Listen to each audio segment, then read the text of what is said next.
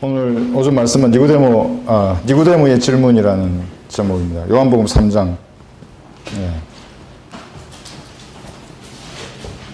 요한복음 3장에 아주 유명한 장입니다. 니고데모가 예수님께 질문을 하고 예수님이 답변을 하시는 그런 장면이 나옵니다. 4절부터 10절까지 제가 읽겠습니다. 설교는 16절까지 제가 할 텐데 4절부터 16절까지 10절까지 제가 읽겠습니다. 잘 한번 보십시오.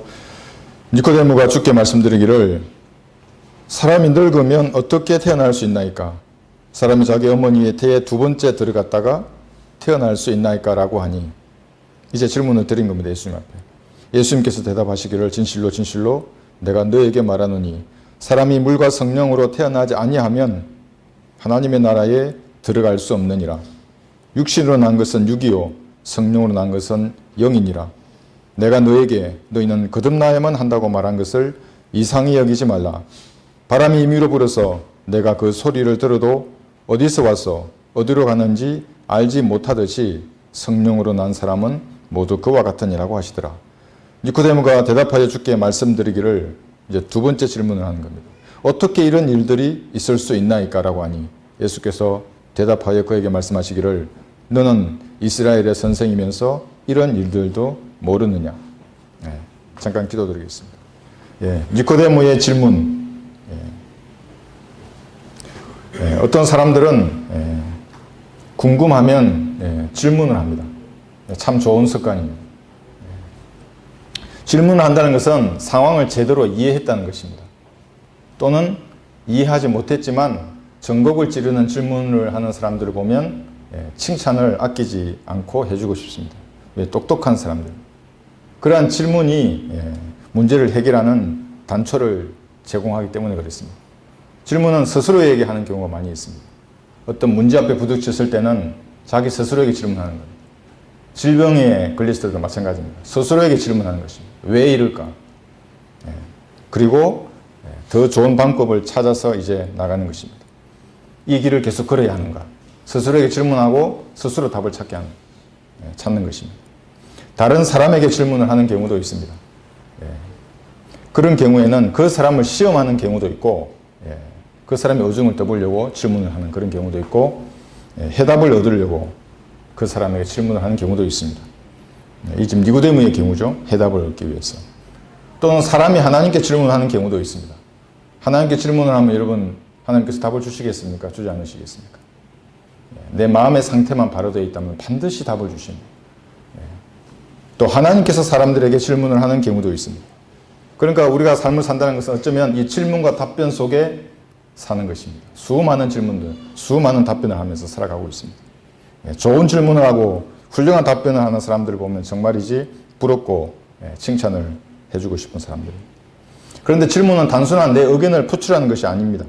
질문에는 본인도 인식하지 못하는 힘이 있습니다.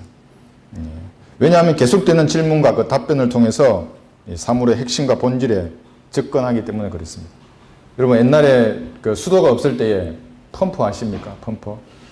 저희 집에도 우물이 있었는데 저희 동네에도 우물이 있었고 우물에 물을 길어 오르려면 펌프가 있는데 땅속에 있는 물을 어떻게 퍼겠습니까? 마중물이 있어야 됩니다. 그러니까 펌프에 먼저 물을 넣어서 그 마중물을 통해서 땅에 있는 물을 끌어올리는 것입니다. 질문과 답변이 그런 것입니다. 마중물과 같은 것입니다. 영적인 것에 대해서 질문을 하고 답을 얻으면 구원을 받습니다. 여러분. 이게 얼마나 내가 질문을 하면 답을 얻고 구원을 받을 수 있는 것입니다. 성장하는 사람들은 뭐냐면 질문을 가지고 접근해서 답을 얻는 사람들입니다. 그런 사람들은 영적으로 성장하는 것입니다. 근데 궁금한 것이 어떠면 어떻게 되겠습니까? 성장이 없는 것입니다. 다른 것도 마찬가지입니다. 공부도 마찬가지입니다. 스스로 질문해보고 더 나은 방법을 찾아가야 하는 것입니다. 이거는 왜 이럴까? 이거는 왜 이렇지? 그러면서 새로운 방법을 찾는 것입니다. 공사를 하는데도 마찬가지입니다. 집을 짓는 건축을 할 때에도 생각을 하지 않겠습니까? 질문을 던지고 더 좋은 방법이 없을까? 찾으면 비용도 아끼고 공사 기간도 단축하는 것입니다. 그래서 이 질문에는 7가지 힘이 있습니다. 7가지 힘. 이 책을 출판한 사람이 있는데 미국의 도로시 리즈라는 여성은 자신이 유방암이 걸렸습니다. 스스로에게 질문하는 것입니다. 어떻게 치료할 것인가?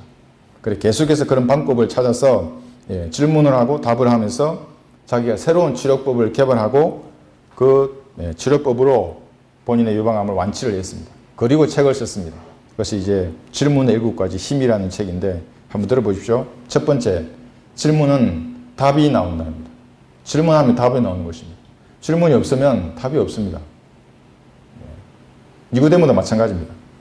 질문하지 않았다면 요한복음 3장 16절이 어떻게 나오겠습니까? 그 질문을 통해서 그 위대한 말씀이 나왔던 것입니다. 질문은 생각을 자극한다. 왜냐하면 질문을 던지면 다시 한번 생각해 보는 것입니다. 그 답을 찾기 위해서. 생각을 자극하고 질문은 정보를 얻는 것입니다. 왜냐하면 그 사람이 답을 할 때 마음에 숨어 있는 것을 말할 수밖에 없기 때문에 그렇습니다. 정보를 얻는 것입니다. 네 번째, 통제가 된다. 질문하면 어려워 보이는 상황들이 하나하나씩 이제 내 의도대로 통제할 수 있는 것입니다. 질문은 마음을 열게 한다. 좋은 질문은 사람의 마음을 열게 하는 것입니다. 질문은 귀를 기울이게 한다. 왜냐하면 답을 찾으려고 하기 때문에 질문한 사람의 그 말에 귀를 기울이게 하게 되는 것입니다. 질문은 스스로 설득이 된다. 이런 7가지 힘을 가지고 있습니다. 전국을 찌르는 질문과 그에 대한 답변은 문제를 해결하는 열쇠와도 같습니다. 여러분 청문회 많이 보셨죠? 뉴스를 통해서. 그것은 뭐냐면 질문을 통해서 그 사람의 속에 숨어 있는 것을 끄집어내는 그런 장소입니다. 공개하는 장소입니다. 고위공직자들은 국민이 알아야 합니다. 그 사람이 무슨 생각을 가지고 있는지. 만천하에 공개되어야 하는 것입니다. 사생활이 중요한 게 아닙니다. 그 사람들에게는. 왜냐하면 나라의 향방이 그 사람에게 달렸기 때문에 그렇습니다. 중국몽, 북한몽 어떻게 되겠습니까? 함께 망하는 것입니다. 사회주의자들이 성공한 것은 역사적으로 단 한 번도 없습니다. 그런데 신기하게 공통적으로 어떻게 망했습니까? 그들이 전부 배고픔, 굶주림으로 망했습니다. 먹을 것이 없어서 망한 것입니다. 다 그랬습니다. 역사적으로. 소련도 마찬가지고 쿠바도 마찬가지고 중국도 마찬가지일 것입니다. 지금 중국에 여러분 뉴스를 들으셨겠지만 여러 가지 기근이나 기상재해나 이런 것을 통해서 식량에 관한 이런 문제가 닥치고 시진핑이 그런 말도 했습니다. 더 이상 먹방을 하지 말라고 유튜브에. 식당에 찬밥을 남기지 말라고. 이게 대통령이 할 소리겠습니까? 시진핑이 그런 말을 하고 있는 것입니다. 북한에 재난이 발생하면 의사들을 자신의 의사와 상관없이 북한으로 강제로 법률을 통해서 보내야 한다는 이런 법안을 발의하는 사람들은 정신병자입니다. 어떻게 그럴 수 있습니까? 자유민주주의 국가에서. 공산주의 국가에다가. 그런 자들이 집권 여당에 포진해 있는 것은 망국의 징조입니다. 그럴 수 없습니다. 그것은. 만약에 의사가 북한으로 가기 시작하면 그 다음은 여당 마음대로 법을 통과해서 사람들을 북한으로 보내는 길이 열리는 것입니다. 민족과 평화의 이름으로 공산주의자들의 밥이 되는 것입니다. 결코 그럴 수 없습니다. 그렇게 해서는 안 되는 것입니다. 청문회장은 질문을 통해서 청문 대상자를 시험하는 장소입니다. 마음속 깊이 품고 있는 그러한 것들을 국민들에게 다 알리고 공개하는 장소인 것입니다. 그 사람의 이념을 검증하고 부패를 검증해서 가려내야 하는 것입니다. 그래서 여기서 질문과 답변을 사용합니다. 응답을 사용하는 것입니다. 그래서 아주 신중하게 질문하고 답변도 신중하게 하는 것입니다. 우리의 인생 가운데서 어려운 난관에 부딪혀 있을 때 이성으로는 도저히 이해할 수 없는 여러 가지 일들을 우리가 겪고 있을 때 괴로워하고 있을 때 그런 상황에 처해 있으면 무엇을 질문해야 될지 아직 모른다고 하면 그 사람은 아직 상황을 제대로 파악하지 못한 것입니다. 그러니까 숙고해 봐야 됩니다. 한번 상황들. 모든 직종에 있는 사람이 마찬가지일 것입니다. 군인도 마찬가지입니다. 어떤 불의의 정황에 닥치면은 생각하는 것입니다. 이게 왜 이렇지? 그리고 답을 찾는 것입니다. 문제를 유심히 살펴보면 그리고 질문을 던져보면 실마리를 찾을 수 있는 것입니다. 반대로 질문을 받을 경우에도 답변이 중요합니다. 왜냐하면 그 답변은 나를 시험하는 것이기 때문에 그렇습니다. 시험에 낙제하듯이 질문에 답변에 올바르게 하지 못하면 탈락하는 경우도 있습니다. 그래서 이제 질문은 스스로에게 질문해서 해답을 찾는 경우. 구원도 마찬가지입니다. 스스로 질문해서 얼마든지 죄인이 구원받을 수 있습니다. 구원받는 것은 쉬운 것입니다. 어렵게 만들었다면 하나님이 나중에 죄인들로부터 정죄받을 것입니다. 백보자 심판에서. 왜 구원받는 방법을 그렇게 어렵게 하셨나고. 그런데 아닙니다. 너무나 쉽습니다. 첫 번째, 나는 죄인인가? 이렇게 질문해 보면 답을 찾으면 누구든지 구원받을 수 있습니다. 스스로에게 질문해 보면 됩니다. 나는 죄인인가? 네. 제가 구령할 때 준비된 사람을 만나게 해달라고 기도합니다. 시간이 없기 때문에. 그럼 준비된 사람이 누구인가 하면 자기가 죄인임을 아는 사람입니다. 나는 죄인이라고? 나도 죄인이라고. 죄 아는 사람이 어디 있냐고. 그 죄의 삭은 사망인데 죽지 않냐고 다. 안 죽는 사람이 어디 있냐고. 예수님의 피가 그 죄를 용서했다고. 이렇게 이제 나가는 것입니다. 그런데 나는 죄인인가? 이 질문에 죄인이 아니라고 말해버리면 그 다음 단계로 갈 수가 없는 것입니다. 성경은 모든 사람이 죄를 지었으므로 하나님의 영광에 이르지 못한다고 분명하게 말씀합니다. 이 죄인의 범주에는 예외가 없습니다.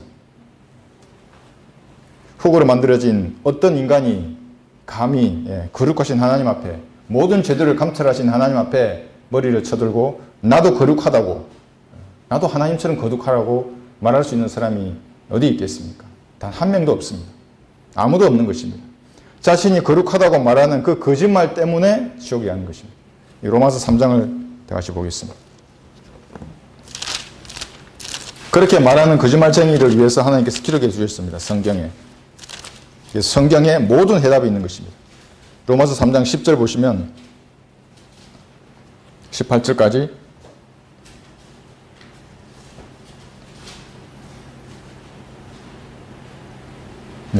기록된 바와 같으니 의인은 없나니 없도다. 한 사람도 없도다.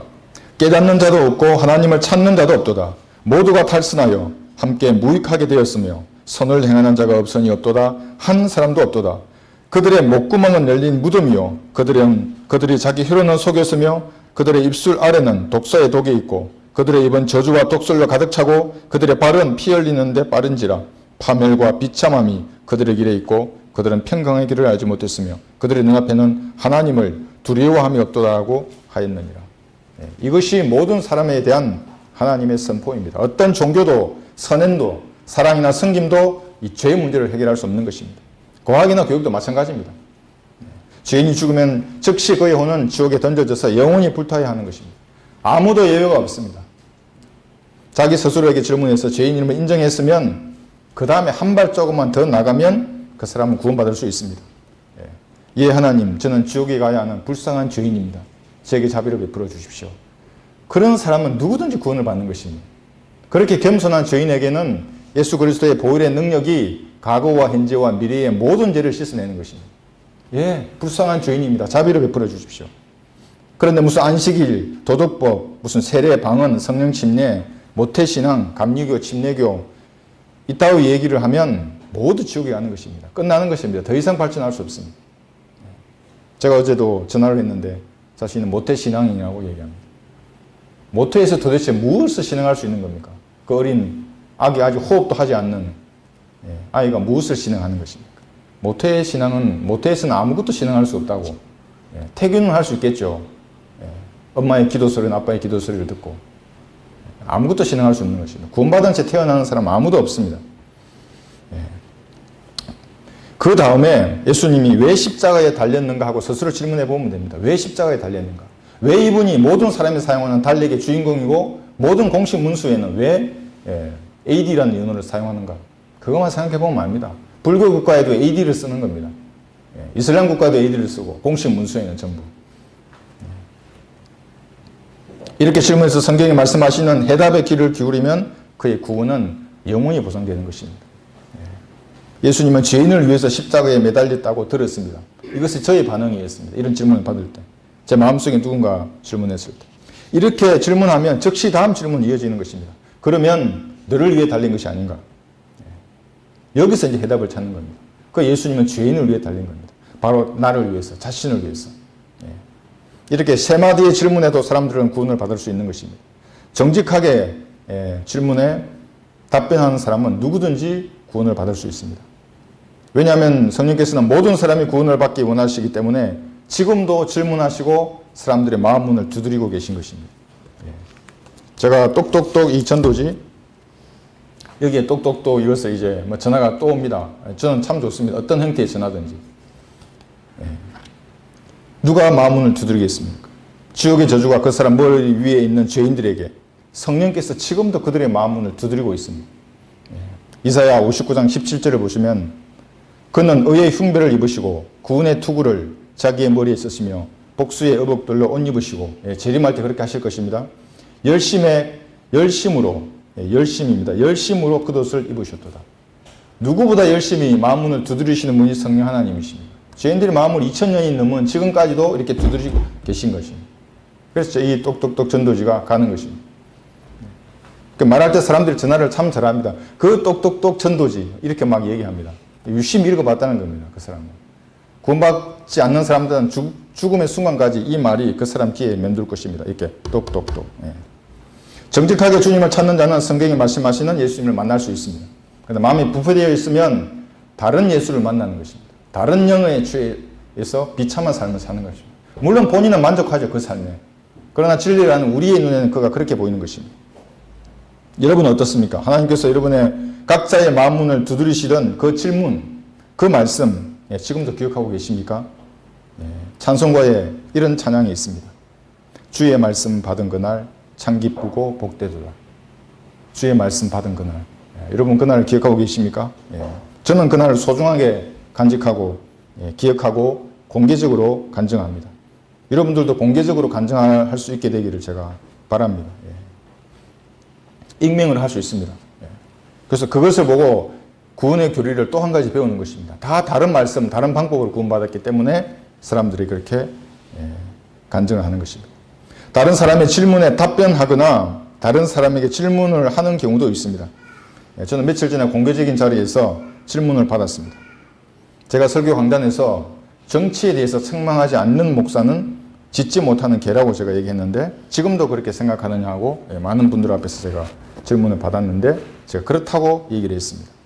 왜냐하면 성경들을 믿는 이 교회의 강단은 하나님이 세워주신 강단입니다. 그럼 여기서는 정의가 외쳐져야 하는 것입니다.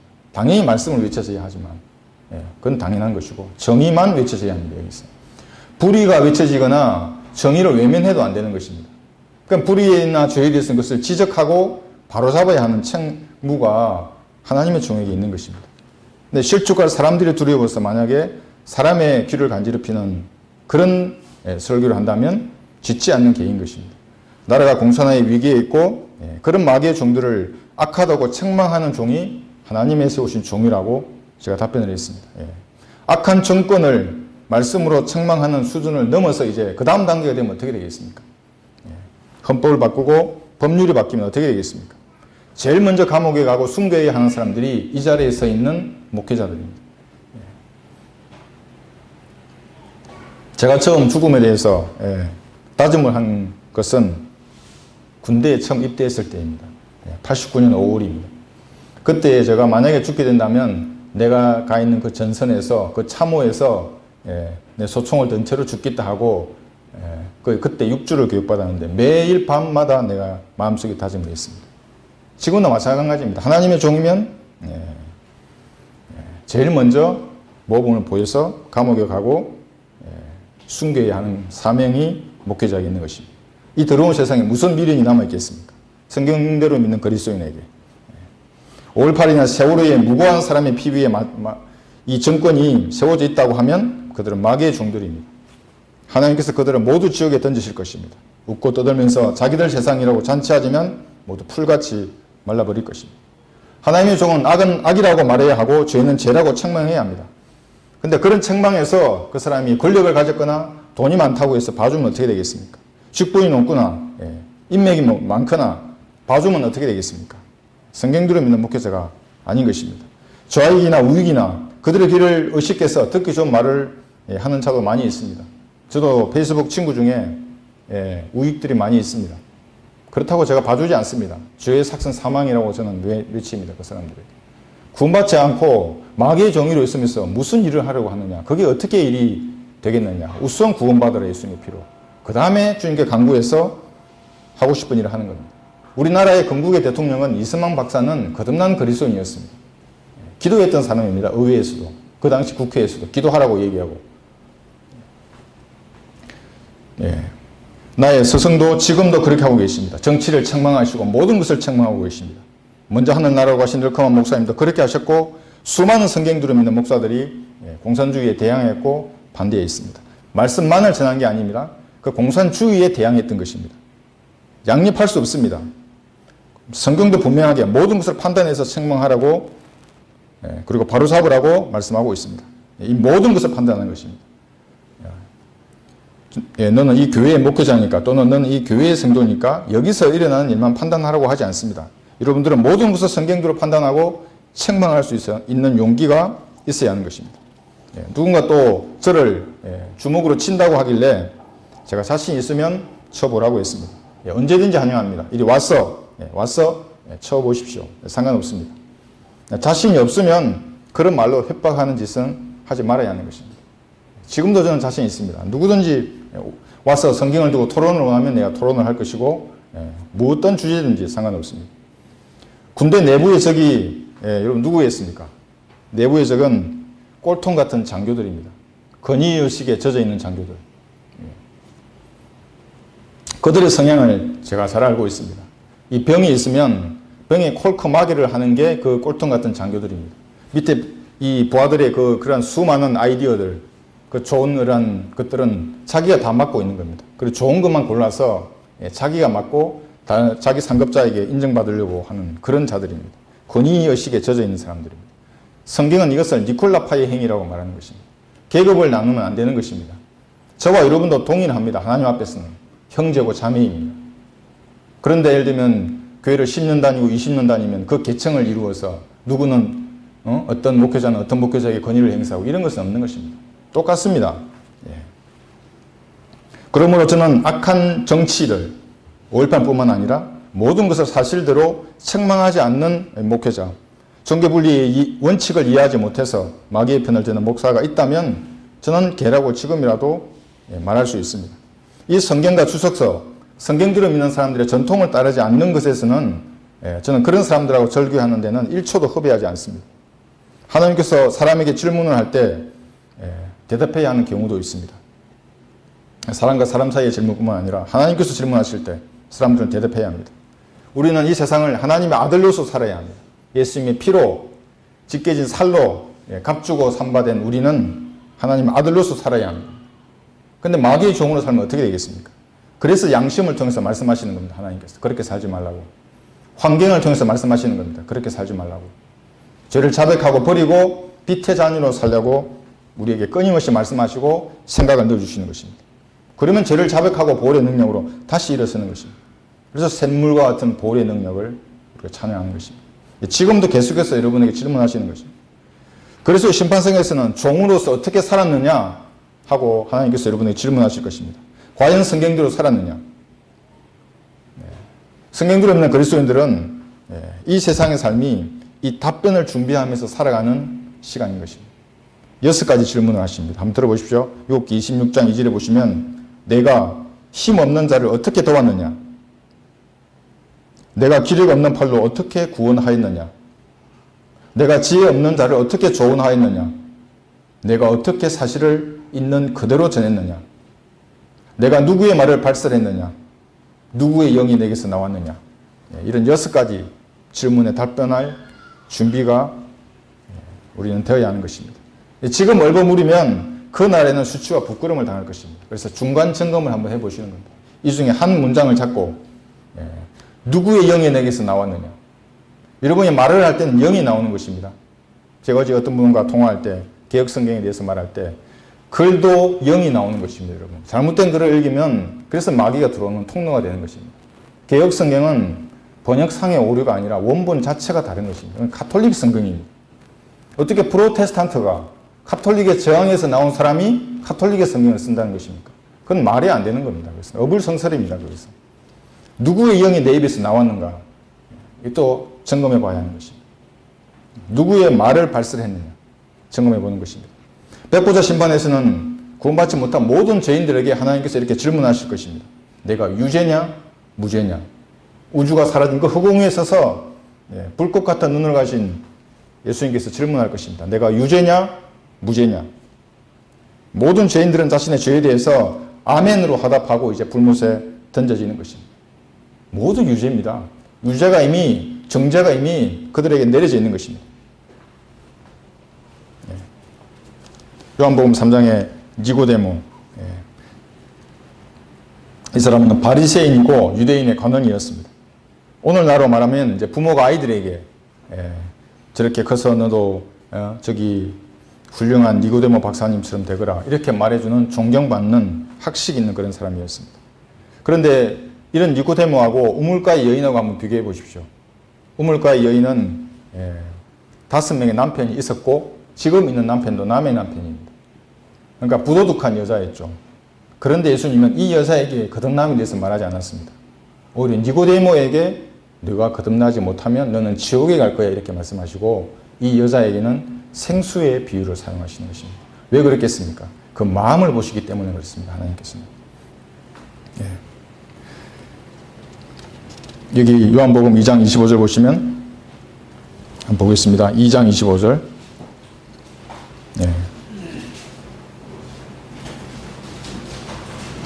우리가 생각하기로는 그 여자가 더 나쁘고 악하니까 여자 네가 거듭나야 된다 이렇게 말할 수 있는데 성경은 그렇지 않습니다. 물론 모두가 거듭나야 되죠. 그런데 니고데모의 예를 드는 것입니다. 또 사람 속에 무엇이 들어있는지를 아심으로 누가 사람에 관하여 증거하는 것도 필요로 하지 아니하시더라. 무엇이 들어있는지 예수님이 너무나 잘 아시는 것입니다. 종교적인 위선자들이 항상 문제를 일으키는 것입니다. 여기 니고데모의 고백과 예수님의 답변, 요한복음 3장 2절을 보시면 그가 밤에 예수께 와서 말씀드리기를 밤에 옵니다. 이 표현을 선생님께서는 계속 쓰십니다. 니고데모에게. 밤에 온 겁쟁이인 것입니다. 처음에 만났을 때는. 랍비야 우리는 당신이 하나님께로부터 오신 선생인 줄 아나이다. 네, 알고 있습니다. 뭐 그래서 어쨌다는 겁니까? 이는 하나님께서 함께하지 아니하시면 아무도 당신이 행하시는 이런 기적들을 행할 수 없기 때문이다라고 하더라. 지금 여기서 아나이다라고 말한 이것은 머리로 인정하는 것입니다. 이렇게. 예수님을 구주로 인정하는 그런 믿음과하고는 다른 것입니다. 그러니까 단순히 인정하는 것입니다. 여기 마가복음 1장 23절을 보시면 이런 머리로 인정하는 것은 마귀들도 하고 있습니다. 마가복음 1장 23절을 보시면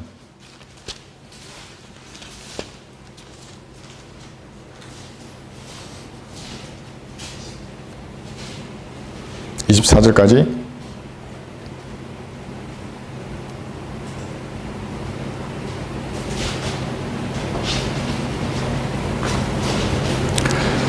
그들의 회당에 더러운 영을 지진 사람이 있었는데 그가 소리질러 말하기를, 지금 더러운 영이 말하는 겁니다. 우리를 내버려 두소서. 나사렛 예수여, 우리가 당신과 무슨 상관이 있나이까? 당신이 우리를 멸하려고 왔나이까? 나는 당신이 누구신 줄 아나이다. 하나님의 거룩하신 분이시니다라고 하니라. 마귀도 알고 있습니다. 니고데모도 알고 있는 것입니다. 그런데 이런 알므로는 사람이 구원받을 수 없는 것입니다. 성경은 로마서 10장 9절에서 내가 내 입으로 주 예수를 시인하고 또 하나님께서 그를 죽은 자들로부터 살리신 것을 내 마음의 믿음의 구원을 받으리라고 합니다. 이 마음으로 믿는 것하고 아까 아는 것하고는 다른 것입니다. 행함이 없어도 불경건한 자를 어렵다고 하시는 그분을 믿으면 그의 믿음이 어려 여겨진다고 할 때 그 믿음, 그렇게 믿는 사람의 믿음하고 이 아는 것하고는 다른 것입니다. 마음을 다해서 이 하트로 믿은 사람은 그 믿음에 합당한 행위가 반드시 따라오게 되어 있습니다. 시간과 정도의 차이는 다르지만 영적으로 성장하는 것입니다. 그래서 진짜 구원받은 사람은 비록 육신적일지라도 술집에서라도 예수님을 찬양하고 싶은 마음이 나오는 것입니다. 그 길을 걸어가고 있는데 그냥 나옵니다. 그것이 진짜 구원받은 사람입니다. 두 종류의 마음이 존재하는 것입니다. 지성이라고 하는 이 영역에도 마음이 있고, 그 다음에 의지의 영역에도 마음이 있는 것입니다. 똑같은 마음입니다. 그런데 머리로 아는 것은 이 지성의 영역에 있는 마음으로 아는 겁니다. 수많은 가톨릭 신자들, 지성에 있는 이 마음으로 그냥 아는 것입니다. 지적으로 예수님을. 그리고 매주 그 예수님 동상도 보지 않습니까? 십자가 달린 동상. 그런데 구원받지 못합니다. 우리나라의 기독교인이 1천만 명이라고 하지 않습니까? 이단 사입이 십자가 그려놓은 거 다 합하면 1천만 명이 더 될 겁니다. 아마 1,300인 500까지도 될 것입니다. 예수님은 그냥 알고만 있는 겁니다. 그런 사람들은. 전부 지옥에 가는 사람들. 구원받으려면 내 의지에 있는 이 마음, 이걸 하트라고 합니다. 지성에 있는 마음은 그냥 마인드일 뿐이고 이 하트로 믿는 사람이 구원받은 사람인 것입니다. 이 사람은 변화가 됩니다. 어떤 곳에 가더라도 변화됩니다. 어떤 제약 가운데 있더라도 하나님에 대한 두려움과 예수님의 사랑에 대해서 갈망하는 마음이 다 있는 것입니다. 제가 예전에 처음 구원받고 30년 전에 구원받고 행군을 하는데 그 어려움과 고통 가운데 비가 내리는 밤이었습니다. 캄캄한 밤에 찬양을 제가 불렀는데 그 보혈의 능력을 찬양하는 찬양이었습니다. 이 손을 들고 잘 몰랐지만 그때 예수님의 사랑이 내린 것들 구원받은 것은 확실했기 때문에 그런 찬양이 어려움의 순간에도 이렇게 나오는 것입니다. 구원받은 사람입니다. 그럼 구원받은 하나님의 자녀로서 합당한 삶을 살고 싶은 그 마음, 그 갈망이 죄인의 삶을 변화시키는 것입니다. 여러분에게 이런 갈망이 있으면 구원은 안전합니다. 근데 전혀 그런 마음이 없다. 하나님에 대한 어떤 생각도 예수님의 사랑에 대해서 어떤 마음도 없다 그러면 구원을 점검해 봐야 하는 것입니다. 이 마음이라고 하는 이 하트는 사랑과 관계되는 마음, 감정입니다. 사랑. 그래서 구원받았다고 너 언제 구원받았냐 물어볼 때 결혼의 날을 이렇게 언제 결혼식 했는가 이걸 비유로 드는 것입니다. 결혼 날짜를 잊을 수는 있겠죠. 기록해두지 않았으면. 그런데 그때의 정황을 잊을 수는 없는 것입니다. 생각나지 않습니까? 신부 입장이나 신랑이 기다리고 있던 그 마음, 신랑이 입장하거나 주례를 하시거나 그 단편적으로 기억이 남아있는 것입니다. 그 결혼한 사람이죠. 구원받는 사람도 마찬가지입니다. 자기의 구원을 그렇게 아는 것입니다. 자신이 죄인임을 하나님 앞에 시인하고 예수님의 피로 여러분의 죄가 용서되었다고 선포하시는 하나님의 말씀을 믿었습니까? 확신하십니까? 그 확신의 근거를 정확히 따져보지 않고 대충 얼버무리면 어떻게 되는 것입니까? 지옥이 가는 것입니다. 정확하게 따져보아야 하는 것입니다. 내가 정말 내 하트로 예수 그리스도를 내 구주로 받아들였는가? 니고데모의 이런 첫 번째 고백에 예수님은 강론을 제거하시고 말씀의 핵심부터 바로 말하는 것입니다. 3절에 보시면 예수께서 대답하여 그에게 말씀하시기를 진실로 진실로 내가 너에게 말하노니 사람이 거듭나지 아니하면 하나님의 나라를 볼 수 없느니라고 말씀하십니다. 이 한마디 말씀으로 이 미지근한 이 배교한 모든 종교인들에게 철퇴를 내리는 것입니다. 내가 거듭나지 않는다면 내가 무슨 짓을 하더라도 너는 지옥에 갈 거야. 이 말씀을 예수님이 하시는 것입니다. 다 필요 없습니다. 종교적인 행위들은. 구원을 받는 것이요. 성경책 하나 끼고 교회 가서 찬양하고 돈 내면서 그리스도인 흉내를 내는 그 모든 현대의 종교인들에게 던지는 강력한 경고의 말씀입니다. 네가 영이 다시 살아나지 않는다면, 너의 죽은 영이 살지 않는다면 넌 지옥에 갈 거야. 이렇게 말씀하시는 것입니다. 로마서 14장 17절에서는 하나님의 나라는 성령 안에서 의와 화평과 기쁨인 영적인 왕국입니다. 이 하나님의 나라에 들어가려면 반드시 영이 다시 태어나야 하는 것입니다. 예수님이 재림하셔서 이 땅에 천국을 세우시면 그때는 하나님의 나라를 눈으로 볼 수도 있습니다. 천년왕국에서는. 그러나 지금 교회 시대에는 이 영적인 왕국인 하나님의 나라에 반드시 들어가야만 구원을 받을 수 있습니다. 누가복음 17장 20절에서도 이렇게 말씀합니다. 주께서 언제 하나님의 나라가 오겠느냐는 바리새인들의 질문을 받고 그들에게 대답하여 말씀하시기를 하나님의 나라는 볼 수 있게 오는 것이 아니니라. 또 사람들이 보라 여기 있다 또는 보라 저기 있다고도 말하지 못하리니 보라 이는 하나님의 나라가 너희 안에 있기 때문이라고 하시더라.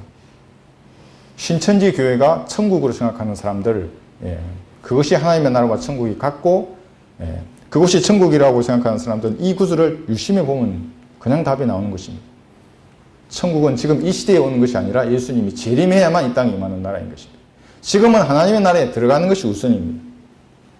교회 시대에 예수님을 개인의 구주로 영접한 사람은 비록 마귀가 한시적으로 통치하는 세상에서 살아가지만 하나님의 나라에 들어가서 성령 안에서 의와 화평과 기쁨을 누릴 수 있는 것입니다.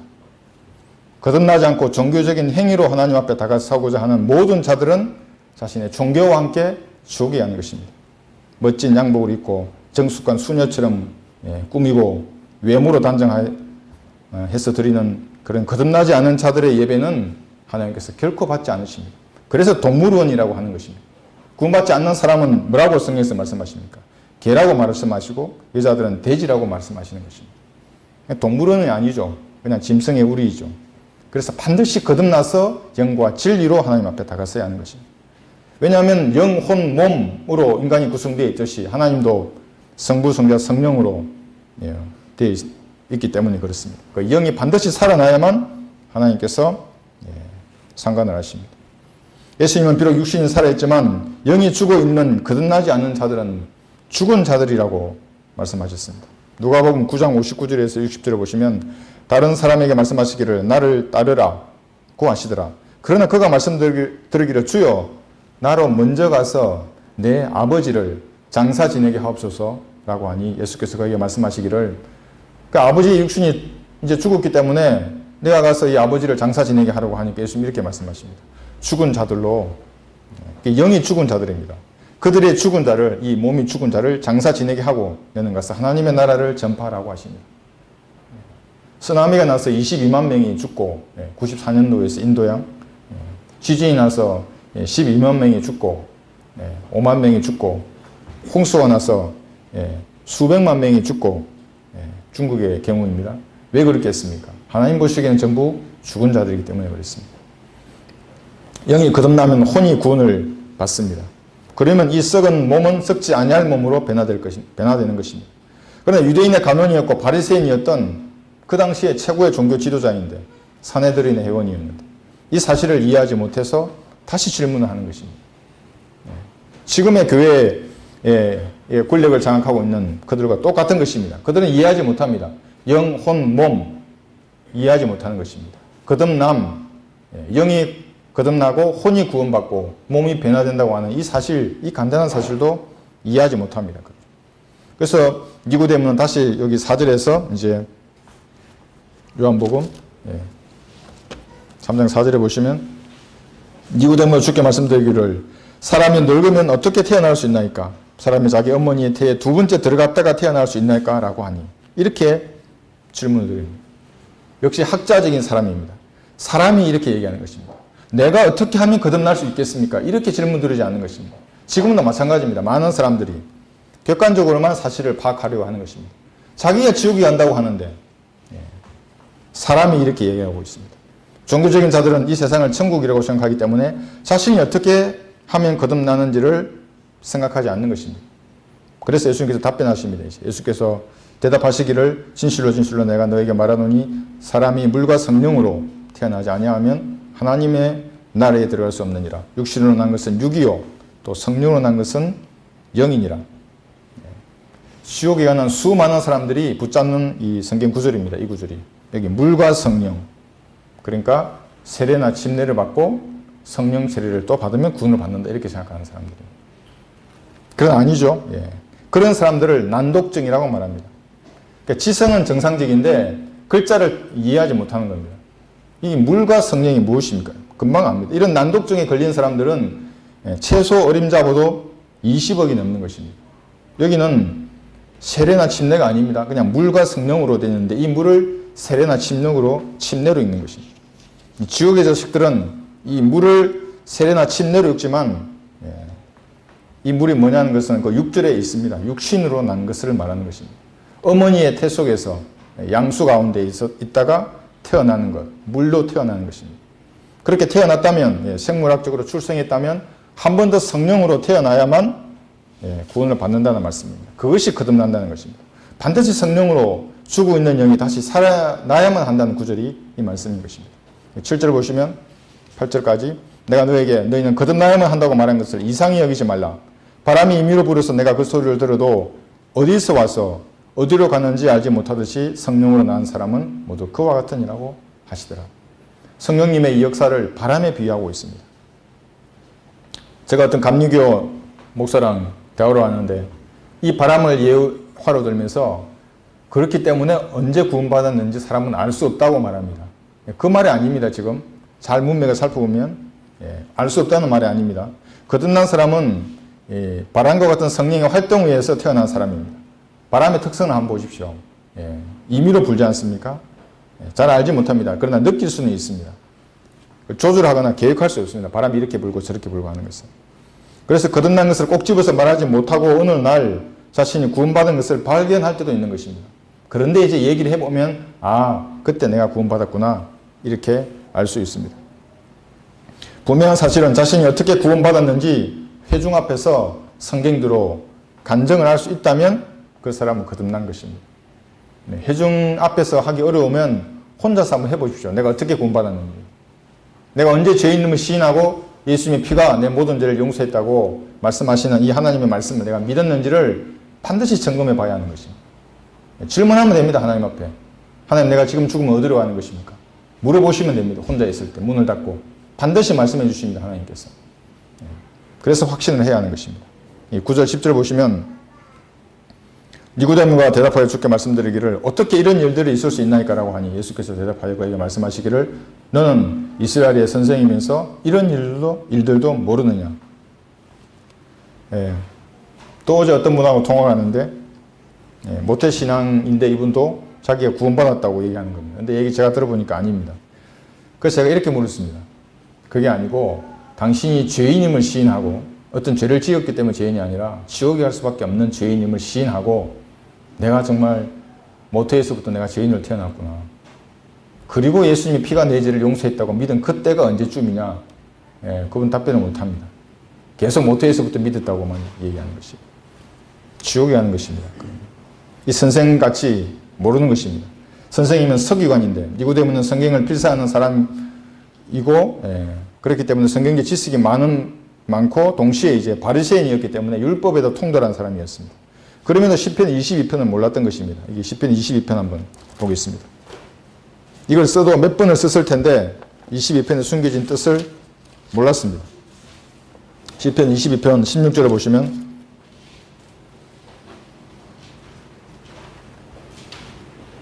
여기는 예수님의 초림과 거듭남에 대한 예언이 여기에 숨어 있습니다.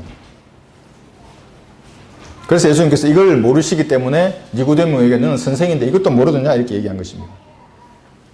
지금은 초림 십자가에 대한 예언입니다. 16절 보시면 개들이 나를 에워싸고 악인의 무리들이 나를 둘러쌌으며 그들이 내 손과 내 발을 찔렀나이다. 18절도 보시면 그들이 그들 가운데서 내 겉옷을 나누고 내 속옷을 제비 뽑나이다. 지금 이게 십자가의 초림을 예언하고 있는 것입니다. 30절 한번 보십시오. 이제 새로운 세대가 생길 것에 대해서 말씀하고 있습니다.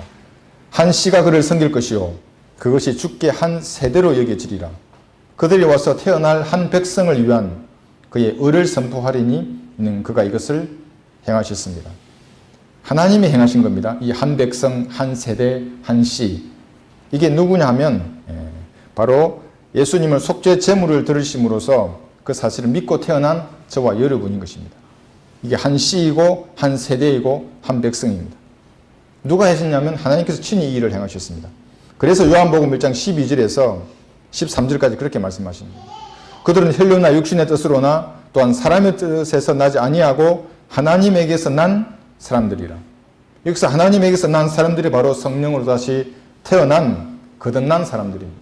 저와 여러분인 것입니다. 이사야 53장 10절을 보고 있습니다. 새로운 세대가 태어난 것입니다. 새로운 백성이 태어났습니다. 이사야 53장 10절에 보시면 새로운 씨가 태어난 것입니다. 바로 저와 여러분입니다. 예수님의 찢겨진 그 몸과 살과 피를 통해서 태어난 씨이고 세대입니다.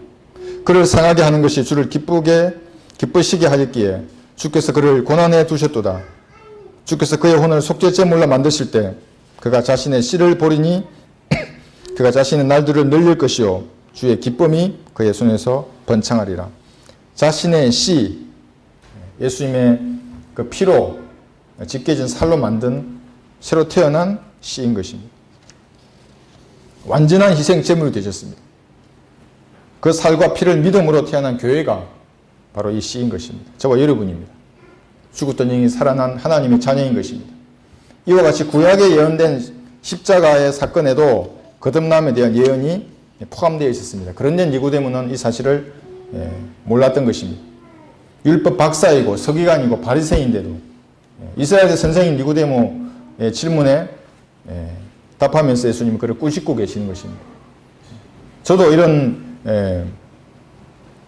목회자들을 만나면 제도화된 교회 목회자들을 가끔 전화가 옵니다. 그러면 항상 결론은 꾸짖을 수밖에 없는 것입니다. 왜냐하면 말씀의 권위를 그들은 받아들이지 않기 때문에 그렇습니다.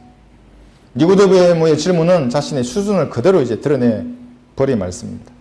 이런 답변을 하신 예수님은 이제 성경에서 유명한 그 구절로 이제 들어가시면서 결론적으로 말씀하십니다. 여기서 요한복음 3장 14절을 보시면 사람들은 거듭나는 것이 어떤 새로운 다짐을 하고 기존에 즐기던 죄를 끊고 뭐 가정적인 남편이 된다거나 또는 교회에 헌신한다거나 무슨 선교로 나간다거나 해외로 그런 것으로 알고 있는데 그렇지 않습니다. 요한복음 3장 14절 보시면 모세가 광야에서 뱀을 들어 올린 것 같이 인자도 그렇게 들려 올려져야만 하리니 여기 거듭남의 첫 번째가 뱀이 등장하는 것입니다. 이는 그를 믿는 사람은 누구든지 멸망하지 않고 영생을 얻게 하려 함이니라.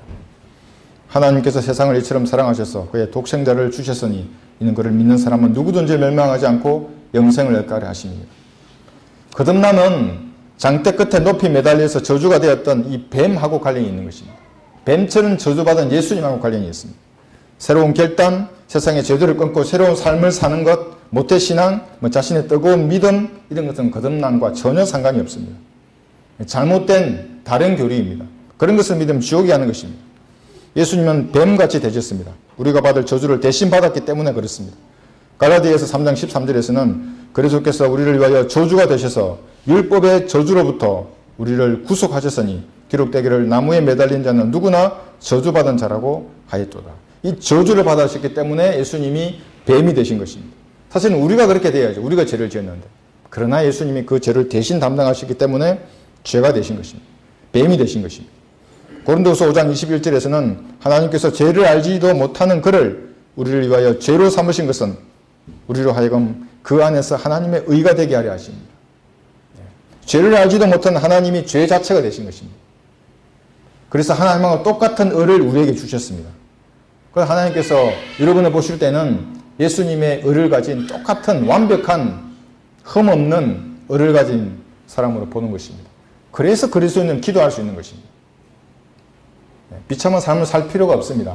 마음을 조금만 돌이키면 되는 것입니다. 내 죄를 자백하고 하나님 앞에 다갔으면 무한히 부어주십니다. 하나님께서. 생각을 바꾸고 습관을 바꾸고 하시는 것입니다. 이것이 이 세상에 죄가 들어오는 것을 허용하신 하나님께서 친히 그 책임을 갈보리에서 자신이 지신 것입니다. 이제는 누구든지 구원받을 수 있습니다. 그래서 예정이나 제한된 속죄, 마귀의 교리입니다. 다만 자신이 죄인임을 시인하는 것입니다. 시인하면 되는 겁니다. 그리고 고백하는 것입니다. 예수님을 구주로 고백하는 것입니다. 마음에 가득 찬 것을 입이 말하는 것이 고백입니다. 그래서 마음으로 먼저 믿고 입으로 고백하는 것입니다. 지금 세상 사람들을 하나님께서 사랑이라고 생각하고 있지만 죄인들을 사랑하지 않습니다. 독생하신 예수님께서 육신으로 나타나신 예수님께서 악한 자들에게 살해되는 것을 보신 이후로는 오직 자신의 아들을 믿고 사랑하는 사람들만 사랑하시는 것입니다. 그래서 하나님은 편애하십니다. 아무나 사랑하지 않습니다. 예수님을 구주로 믿은 그 사람만 사랑하는 것입니다. 그럼 나머지 사람들은 아들을 믿는 자는 영생을 가졌고 그 아들을 믿지 않는 자는 생명을 보지 못하고 오히려 하나님의 진노가 그 사람 위에 머물러 있느니라고 말씀하고 있습니다. 진노가 있는 것입니다. 그래서 우리에게는 세상도 세상에 있는 것들도 사랑하지 말라고 말씀하시는 것입니다. 물론 우리가 세상 사람들을 정오하라는 것이 아닙니다. 연민을 가지고 접근하면서 핍박하는 자들을 위해서 기도하면서 그들에게 복음을 전해야 하는 것입니다. 진리를 전파해야 하는 것입니다. 결론적으로 밤에 처음 예수님을 찾아왔던 이 겁쟁이 니고데모, 첫 번째 왔던 그 니고데모의 상태는 그냥 예수님을 아는 수준에 그쳤습니다. 지성으로 그냥 아는 것입니다. 마인드로. 그런데 예수님의 이렇게 질문을 드리고 답변을 통해서 이 깨달은 니고데모는 나중에 담대하게 변화됩니다. 요한복음 7장 50절 보시면 그때 니고데모가 그들에게 말하기를 그는 그들 중에 한 사람으로 바리새인 중에 한 사람이었습니다. 밤에 예수께 왔던 자라. 계속 이 꼬리표가 달고 다닙니다. 우리의 율법이 먼저 당사자로부터 들어보고 그가 하는 일을 알기도 전에 아무나 심판하는 것이냐 하고 하니 담대하게 지적하는 것입니다. 바리새인들 앞에서 그 편견과 잘못을 지적하고 있습니다. 이렇게 어떤 권세나 권위적인 그런 꼴통들 앞에서도 굴하지 않고 죄를 지적할 수 있는 용기를 가진 사람이 그리스도인입니다. 니고데모는 예수님께서 처형되신 후에도 다시 나타나는 것입니다. 요한복음 19장 39절 보시면 또 일찍이 밤에 예수께 왔던 니고데모도 물약과 알료에 섞은 것 약 100리터를 가지고 왔더라. 그때 그들이 예수의 시체를 가져다가 유대인의 장례 관례대로 향로로 넣어 세마포에 싸더라. 이때 예수님의 시체를 달라고 니고데모가 담대하게 말을 하는 것입니다. 그리스도인도 삶의 문제가 있으면 우선 자신을 되돌아보고 죄를 자백해야 합니다. 그리고 하나님 앞에 진지하게 질문해야 하는 것입니다. 질문이 생각나지 않으면 가만히 숙고해 봐야 됩니다. 자신의 상태, 주변의 환경들, 그리고 진지하게 질문하는 것입니다. 상황이 이해되지 않으면 자신이 보지 못한 것들을 보여달라고 하나님 앞에 기도하는 것입니다. 왜냐하면 하나님께서 보시는 그 시각하고 제한된 인간이 보는 시각이 다르기 때문에 그렇습니다. 그렇게 되면 질문할 수 있습니다. 아무 말 잔치를 하는 것이 기도가 아닙니다, 여러분. 진지하게 숙고해서 하나님 앞에 진지하게 아뢰는 것입니다. 사람에게 가는 것은 그 다음입니다. 기도해서 확신을 얻은 다음 행동하는 사람은 삶과 죽음 앞에 초연합니다. 진리를 전파하시면서 용기 있는 그리스도인이 되시기를 바랍니다.